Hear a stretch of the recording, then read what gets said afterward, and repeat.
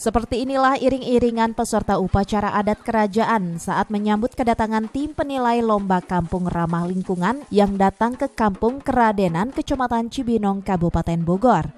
Penyambutan ala tamu kerajaan ini dilakukan oleh warga RW 04 Kampung Keradenan sebagai bentuk ucapan selamat datang kepada tim penilai dari Dinas Lingkungan Hidup Kabupaten Bogor.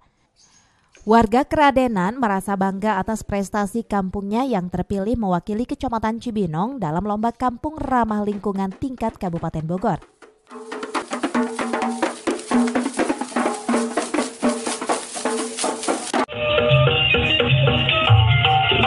Penilaian itu kita lihat sanitasi terbaik,